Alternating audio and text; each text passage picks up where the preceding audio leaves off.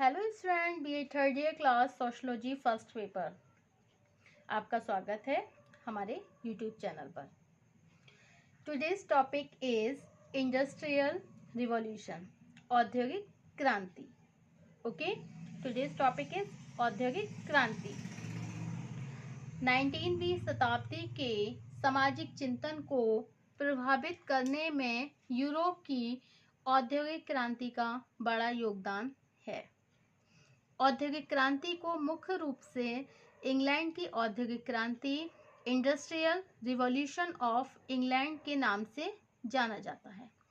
सरल शब्दों में औद्योगिक क्रांति का तात्पर्य उद्योगों की संरचना के उस नए समायोजन से है जिसके फलस्वरूप औद्योगिक उत्पादन में बहुत अधिक वृद्धि हो जाती है। औद्योगिक क्रांति को समझने के लिए औद्योगिकरण, औद्योगिक विकास, उद्योगवाद तथा औद्योगिक क्रांति जैसे शब्दों के अर्थ को समझना आवश्यक है। औद्योगिकरण एक ऐसी दशा है जिसमें कृषि उत्पादन और छोटी मात्रा के उत्पादन की तुलना में औद्योगिक उत्पादन भारी मशीनों द्वारा बड़ी मात्रा में किया जाने लगता है। तब विभिन्न उद्योगों की संरचना में इस तरह परिवर्तन होने लगता है कि परंपरागत उत्पादन के स्थान पर उत्पादन का काम आधुनिक प्रौद्योगिकी द्वारा किया जाने लगता है। तब इसे हम औद्योगिक विकास की दशा कहते हैं। तो औद्योगिकरण क्या होता है? इंडस्ट्रियल रिवॉल्यूशन 19वीं शताब्दी के सामाजिक चिंतन को प्रभावित करने में यूरोप की औद्योगिक क्रांति का एक बड़ा योगदान है। औद्योगिक क्रांति को मुख्य रूप से इंग्लैंड की औद्योगिक क्रांति के नाम से जानते हैं। मतलब ये जो औद्योगिक क्रांति है, मुख्य रूप से हम उसे क्या जानते हैं? इंग्लैंड की औद्योगिक क्रांति के नाम से जानते हैं। मतलब industrial revolution of England. Okay, सरल शब्द में हम क्या बोलेंगे कि औद्योगिक क्रांति का अर्थ क्या होता है? औद्योगिक क्रांति का अर्थ होता है उद्योगों की संरचना। मतलब उद्योगों की संरचना के उस नए संयोजन से है जिसके फलस्वरूप औद्योगिक उत्पादन में बहुत अधिक वृद्धि हो जाती है। औद्योगिकरण एक ऐसी दशा है जिसमें कृषि उत्पादन और छोटी मात्रा के उत्पादन की तुलना में औद्योगिक उत्पादन भारी मशीनों द्वारा बड़ी मात्रा में किया जाने लगा। जब विभिन्न उद्योगों की संरचना में इस तरह परिवर्तन होने लगता है तब परंपरागत उत्पादन के स्थान पर उत्पादन का काम आधुनिक प्रौद्योगिकी द्वारा किया जाने लगता है। तब हम इसे औद्योगिक विकास की दशा कहते हैं। अकॉर्डिंग टू अर्नोल्ड राल्वी ने अपनी बुक 18वीं शताब्दी की औद्योगिक क्रांति में औद्योगिक क्रांति के विभिन्न पक्षों तथा विषयों पर इसके व्यापक प्रभाव को विस्तार से स्पष्ट किया है। यह सच है कि औद्योगिक क्रांति का आरंभ 18वीं शताब्दी में फ्रांस में हुआ, लेकिन फ्रांस में यह क्रांति केवल सैद्धांतिक धरातल तक ही सीमित रही थी। मतलब फ्रांस से तो शुरू हुई थी, लेकिन फ्रांस में ये क्रांति कब तक रही? केवल सैद्धांतिक धरातल तक। जबकि इंग्लैंड में नई नई मशीनों के आविष्कार द्वारा उत्पादन में जिस तेजी से वृद्धि, और इंग्लैंड में क्या हुआ था? इंग्लैंड में नई नई मशीनों का आविष्कार हुआ, और जब नई नई मशीनों का आविष्कार हुआ तो उत्पादन में जिस तेजी से वृद्धि हुई उसके कारण इंग्लैंड को औद्योगिक क्रांति का वास्तविक केंद्र माना जाता है।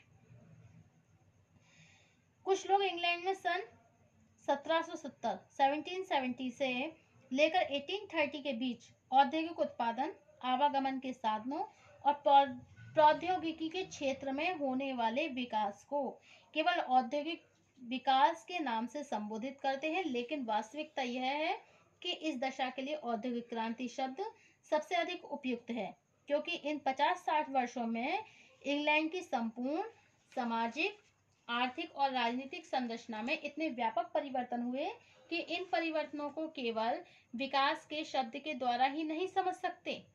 इस दशा में यह जानना जरूरी है कि इंग्लैंड तथा यूरोप के कुछ अन्य देशों में किन दशाओं ने औद्योगिक क्रांति को जन्म दिया एवं औद्योगिक क्रांति ने यूरोप तथा संसार के अनेक दूसरे देशों के जीवन को किस तरह प्रभावित किया। अब है औद्योगिक क्रांति के कारण। नेक्स्ट टॉपिक क्या है हमारा? औद्योगिक क्रांति के कारण, causes of industrial revolution. Okay, first क्या है? Social factors, second scientific factors, third economic factors and fourth है पॉलिटिकल फैक्टर्स। सामाजिक कारण, वैज्ञानिक कारण, आर्थिक कारण, राजनीतिक कारण। ये आपके 4 फैक्टर्स हो गए। There is the 4 factors of industrial revolution. Okay, it is the causes of the industrial revolutions, the social factors, scientific factors, economic factors and political factors। औद्योगिक क्रांति के कारण, सामाजिक कारण। फर्स्ट आपका क्या है? सामाजिक कारण, सोशल फैक्टर्स। इंग्लैंड में औद्योगिक क्रांति के लिए अनुकूल परिस्थितियों का निर्माण 15वीं और 16वीं शताब्दी में ही हो गया था। अनेक ऐतिहासिक घटनाओं के फलस्वरूप यहाँ 17वीं शताब्दी में जब रॉयल सोसाइटी की स्थापना हुई, तब इंग्लैंड में वैज्ञानिक चिंतन में तेजी से वृद्धि होने लगी। 17वीं शताब्दी के अंत में इंग्लैंड के सम्राट बैंक ऑफ इंग्लैंड की स्थापना की गई, जिससे वहां की व्यापारिक संरचना में परिवर्तन होना शुरू हो गए। इन दोनों दशाओं के संयुक्त प्रभाव से इंग्लैंड के लोगों की आवश्यकताएं धीरे धीरे बढ़ने लगी और इन बढ़ी हुई आवश्यकताओं को पूरा करने के लिए जैसे जैसे बड़ी मात्रा के उत्पादन को प्रोत्साहन मिला, वैसे वैसे ही समाज में विभाजन की प्रक्रिया बढ़ने लगी। किसी भी देश में श्रम विभाजन की प्रकृति में होने वाला परिवर्तन अंततः उत्पादन की प्रकृति को प्रभावित करने लगा। इंग्लैंड की औद्योगिक क्रांति में एक अन्य सामाजिक विशेषता भी सहायक सिद्ध हुई। परंपरागत रूप से इंग्लैंड की सामाजिक संरचना में अधिक विभेदीकरण नहीं था तथा लोगों की संस्कृति, भाषा एवं सामाजिक विशेषताओं में काफी समानता विद्यमान थी। सेकंड पॉइंट है आपका इकोनॉमिक फैक्टर्स, आर्थिक कारण। परंपरागत रूप से इंग्लैंड की अर्थव्यवस्था का मुख्य आधार कृषि ही था, लेकिन 17वीं शताब्दी में जब वहां बैंक ऑफ इंग्लैंड की स्थापना हुई, तो इसके द्वारा उद्योगों एवं वैज्ञानिक खोजों के लिए व्यापक आर्थिक सहायता दी जाने लगी। धीरे धीरे इंग्लैंड ने खनिजों, जल तथा ऊर्जा के नए नए स्रोतों को खोजने में सफलता प्राप्त करी। इंग्लैंड में जैसे जैसे उद्योगों के लिए आवश्यक कच्चे माल की आपूर्ति बढ़ती गई, वहां उद्योगों का विकास भी संभव हो गया। इंग्लैंड के बारे में ये तथ्य भी महत्वपूर्ण है। This factor is very important about the England कि वहां के लोग बहुत अच्छे नाविक और व्यापारी रहे हैं। इंग्लैंड के जो लोग हैं ना, वो बहुत अच्छे नाविक रहे हैं और व्यापारी भी रहे हैं। बहुत अच्छे नाविक और व्यापारी भी रहे हैं। इन नाविकों ने अनेक विदेशी बाजारों में अपना संपर्क स्थापित करके इंग्लैंड की पूंजी को बढ़ाने में योगदान दिया। इन नाविकों की सहायता से इंग्लैंड के आसपास के द्वीपों और दुर्गम स्थानों पर भी बाजारों की स्थापना होने लगी, जिससे इंग्लैंड में बने हुए माल की मांग निरंतर बढ़ती गई।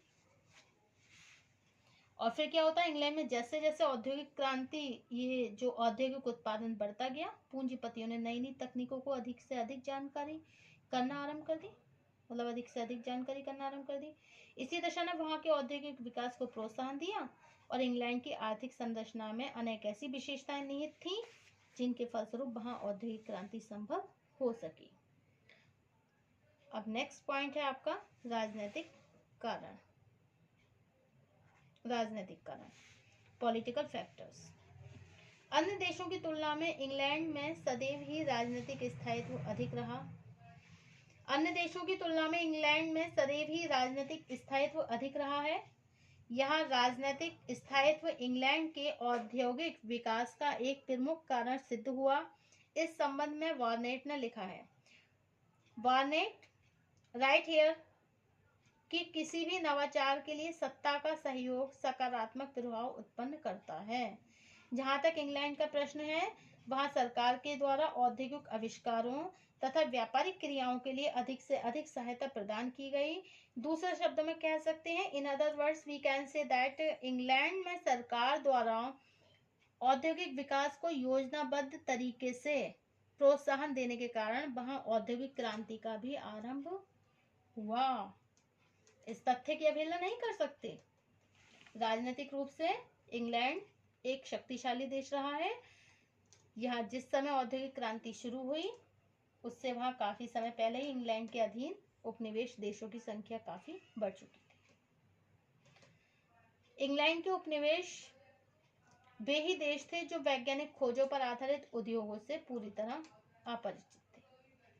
इंग्लैंड ने जब एक बार मशीनों द्वारा उत्पादन शुरू करा तब इनके द्वारा बनी वस्तुओं को बहुत सरलता से औपनिवेशिक देशों में बड़े बाजार में प्राप्त हो गए। इससे इंग्लैंड में पूंजी का संचय बढ़ने लगा। स्पष्ट है कि अनेक देशों पर इंग्लैंड का राजनीतिक प्रभुत्व भी वहां की औद्योगिक क्रांति का प्रमुख कारण सिद्ध हुआ। एंड द लास्ट पॉइंट है आपका वैज्ञानिक कारण, साइंटिफिक फैक्टर्स। औद्योगिक विकास का वैज्ञानिक खोजों से एक प्रत्यक्ष संबंध है। In other words we can say that कि वैज्ञानिक विकास के बिना किसी भी समाज में औद्योगिक विकास संभव नहीं है। देखिए, जब तक वैज्ञानिक विकास नहीं होगा तब तक भाई समाज में औद्योगिक विकास संभव नहीं हो पाएगा। यह सच है कि 18वीं शताब्दी में in the 18th century Europe के कुछ अनेक या अन्य देशों में भी वैज्ञानिक विकास की प्रक्रिया शुरू हो गई। लेकिन इंग्लैंड में नई तकनीकों तथा आविष्कारों में जो भी न्यू टेक्निक आई थी या फिर जो भी इन्वेंशंस हुए थे, उन लोगों का योगदान, उन लोगों का जो कंट्रीब्यूशन था बहुत ज्यादा था। जो मध्यम वर्ग से संबंधित थे एवं स्वयं उत्पादन की प्रक्रिया में योगदान उनका अधिक था, और जो मध्यम वर्ग से संबंधित थे एवं स्वयं उत्पादन की प्रक्रिया में योगदान कर रहे थे, यही कारण था कि इंग्लैंड में होने वाले वैज्ञानिक आविष्कार औद्योगिक विकास के क्षेत्र में अधिक व्यावहारिक सिद्ध हुए। उदाहरण के लिए जेम्स वाट ने जिन वाष्प शक्ति का आविष्कार किया उससे इंग्लैंड को ऊर्जा का एक नया स्रोत प्राप्त हो गया। इसी की सहायता से बाद में उत्पादन में लगी हुई मशीनों तथा परिवहन व्यवस्था में इतना विकास संभव हो सका।